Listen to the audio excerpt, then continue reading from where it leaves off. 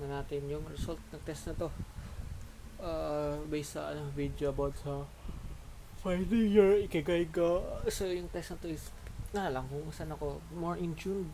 So pagbasahin natin ako dito, developing psychology at Howard Gardner developed the theory of multiple intelligence. Howard Gardner people have different kinds of intelligence, and the people intelligence framework is fairer than IQ tests, which only measure one type of aptitude. The theory of multiple intelligence enjoys considerable popularity among educators, with many teachers using it to classroom to help young people discover their path in life. What are strongest intelligence? So why use these tests? Free intelligence and educational oriented. Should back based on the work of PhD is designed to clear picture of learning is measured according to standard items. Statistical analysis of the suite of literature program made by professionals. 10. Okay, so ba siguro i-take ko mga 2 times siguro para mas ano. So, I enjoy learning about how the various world regions were attempted to answer the big question. Not really. Finish. Balilical aesthetic. Ito yung 8. Musical intelligence. Logical. Spatial visual. Yep.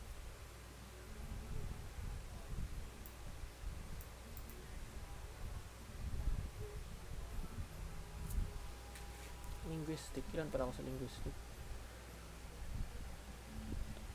63.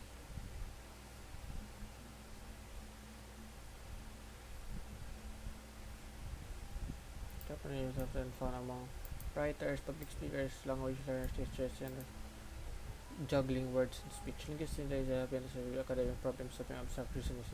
Those are typing tests mga often crossword Scrabble reading. Okay, so nailagan ko to. Number smart or reasoning smart is the ability to work well with numbers, complex concepts, and scientific ideas. It involves calculating, quantifying, hypothesis, sizing, and thinking in mathematical abstraction, sequential reasoning, as well as inductive and deductive thinking. People who are high in this type of thinking are often interested in sequential patterns, logical connections, strategy games, experiments, games, and that involve numbers such as Sudoku. This involved to find mathematicians, detectives, and scientists. Gusto ko sana maging scientist, pero gusto ko experiment kasi. Musical intelligence sound smart, ability to distinguish different people high in this are usually keen listeners who excel in their capacity to create, remember, discern musical patterns as well as melodies, beat songs. It is not common to find people high in musical intelligence humming, drumming, or singing. Many also learn better through devices that involve shooting beats. Yep, I don't think I enjoy music, but not to be inclined with it. Parang, flow with it.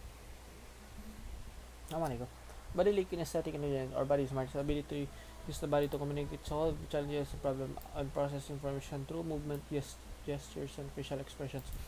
This type associated with dexterity, flexibility, and their somatic motoristics. Parang alam ko dapat to. Parang naturo man to sa mga developing dancers, athletes, sculptors, carpenters, surgeons all tend to be high in body smarts. Those with this kind of often learn better through movement, doing, touching, physical interaction. Usually have good muscle and tend to be good with tools. Those tools include airplanes? No, vehicle din sila, lol.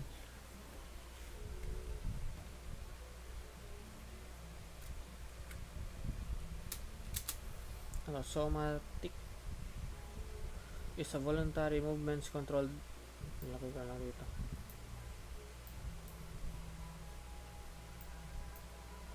Somatic skills refer to the voluntary control by somatic nervous system, which is the peripheral nervous system responding for skeletal muscles and pressing sensory. This is both gross and fine motors. Gross, large muscle groups including walking, running. Fine motors. I'm putting in shirt. Very usually crucial for daily life and are influenced by continuous practice and personal as motor learning in full stages. Is this useful in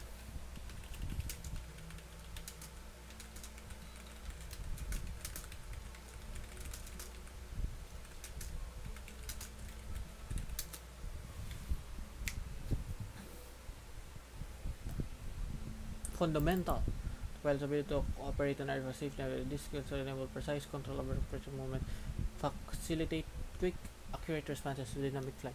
Manual flying proficiency. Strong manual skills are indispensable in building the core, but they establish a foundation of aircraft dynamics and to comprehend flight profiles and the effects of controlling inputs on the aircraft behavior. So, paano makontrol?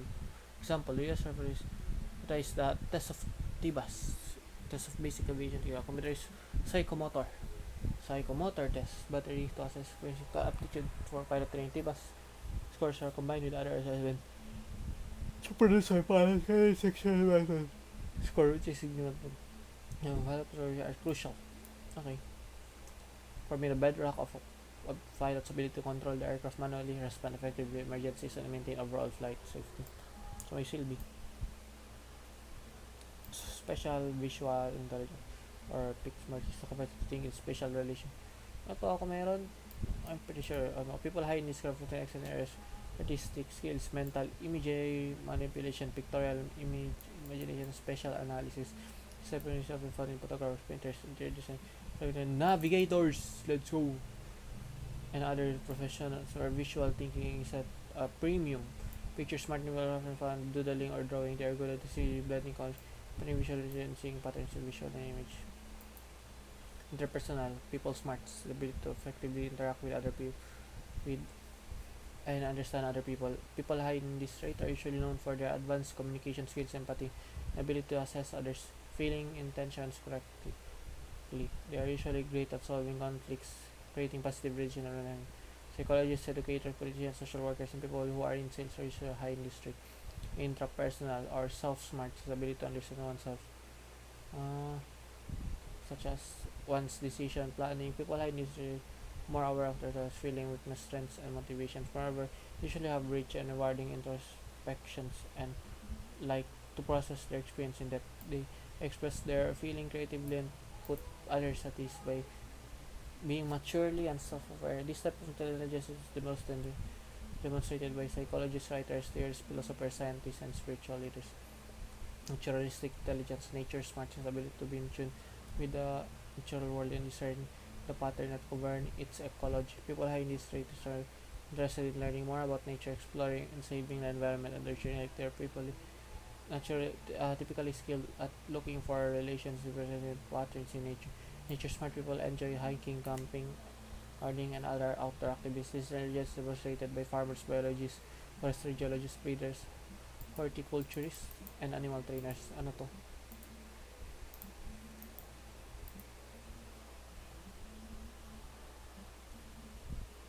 It's a type of art growing fruits, vegetable, flowers, trees, shrubs, and ornamental, especially with more professional technical aspect of plant cultivation on a smaller and more controlled scale than agronomy. Okay, so mas smaller specific siya. Fine-tune. Existential intelligence or cosmic smarts is ability to use metacognition in seeking to know more about life's purpose or the unknown. People high in this trait are interested in intellectual debates and big questions: why are we here, or what is the meaning of it all. High existential experience often found in philosophers, writers, in public meditation instructors, and the like. They learn less by looking at a topic from various angles, asking a deep question, connecting. Okay. So, out of all, okay, good, okay, ChatGPT, out of all, which are useful?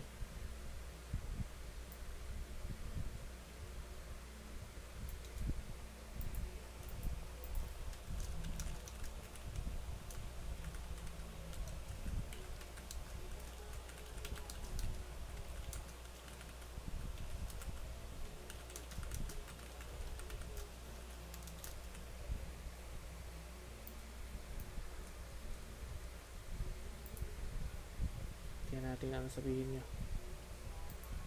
Let's see. Aviation training are particularly crucial for pilot. Based on the description provided, here's the ranking of this intelligence by their importance. Special awareness. Oh my god! Dito kagad ako, oh.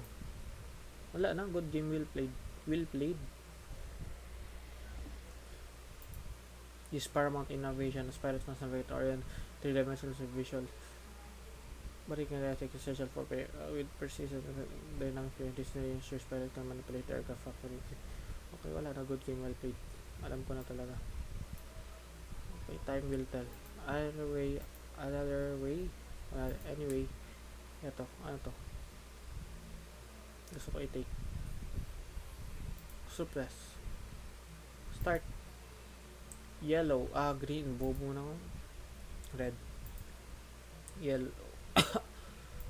Red. Ay, color pala to. My God. Okay, sorry. Halak ka. Bagsakan.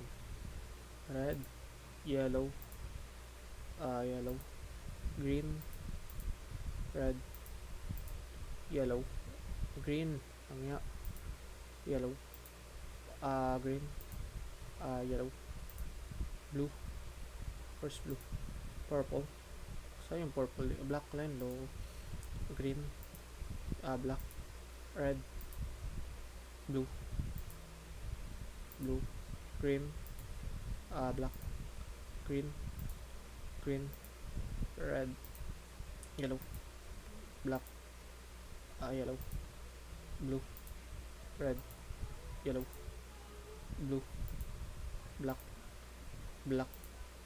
Yellow. Red. Red yun dapat lang ya. Yellow. Black. Black. Yellow. Red. Red. Black. Black.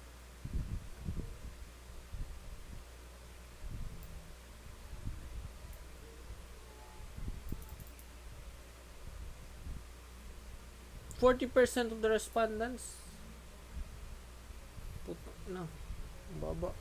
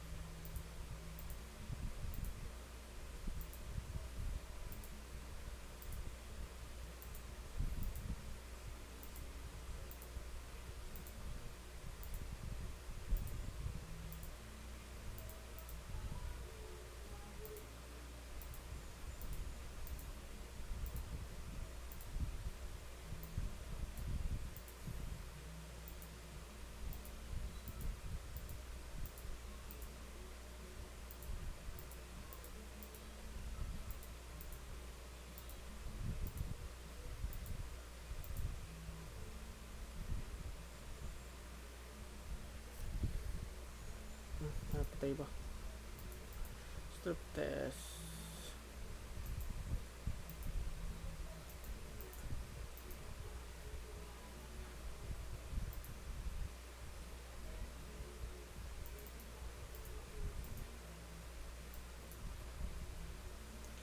Name that color. Name that color. 2 timers. Take start on your regulation. Start.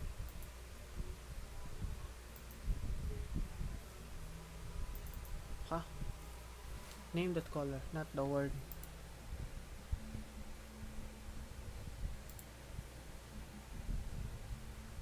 Red. Yellow. Blue. Green. Black. Pink. Orange. Brown.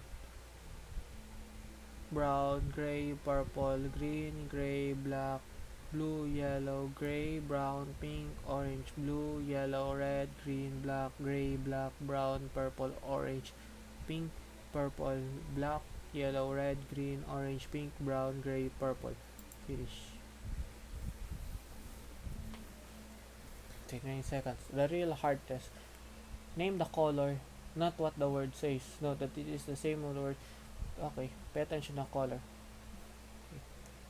Okay. 3, 2, 1, go.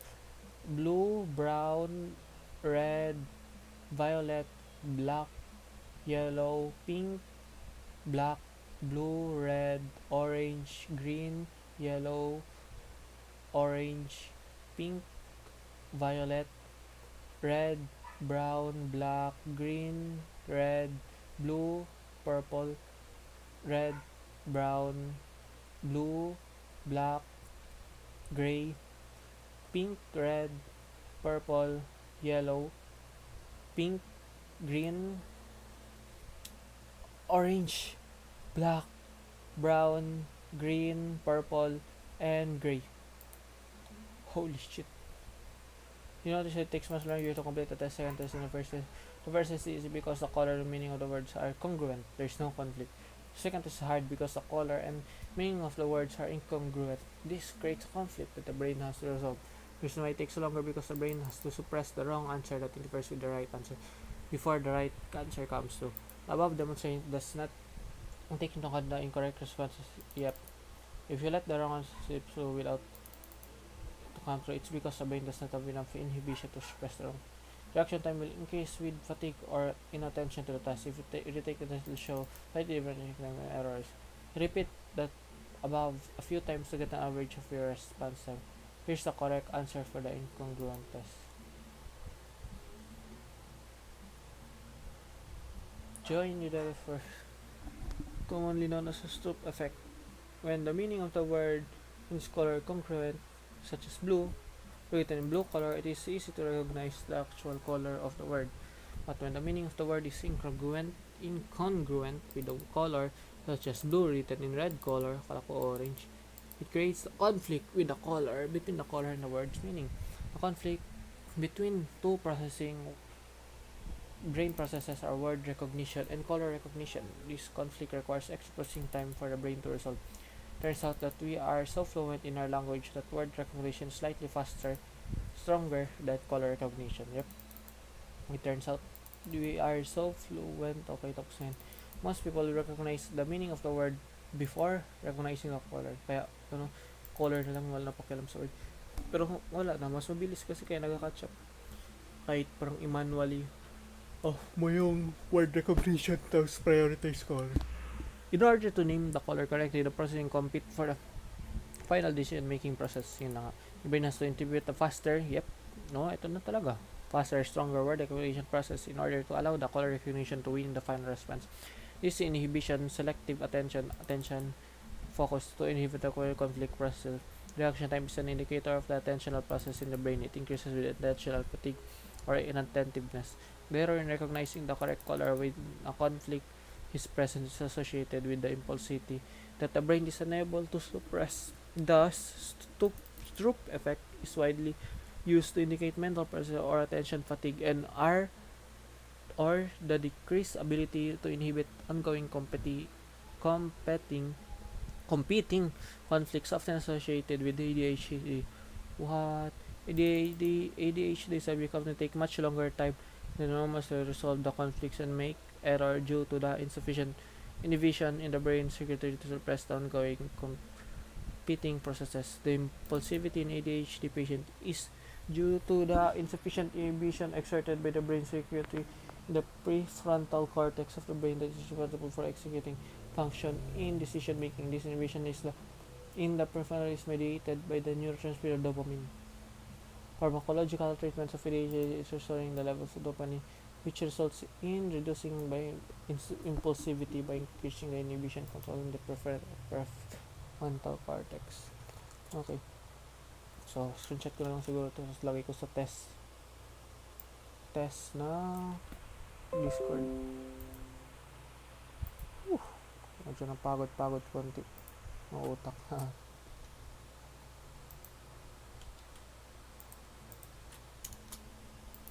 Ito. Yan. Click here to run demo. Quick start. In this task, you will see color red, green. You need to respond to the print red R and R is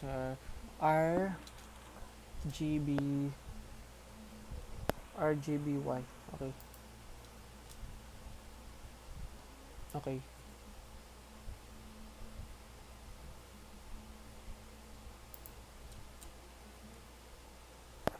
Green. Red. Blue.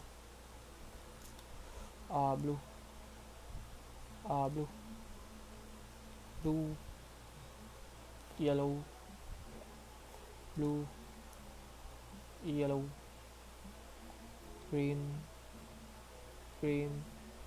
basic, yellow, red, yellow, blue, green, and red, yellow, red, yellow, red, red, oops, yellow, green, blue, green, reds, red, nag-delay yun, green, yellow, blue, yellow, red, blue, yellow, red, blue, blue, yellow. Speed is space minus 91 plus space 10. What the fuck does that mean?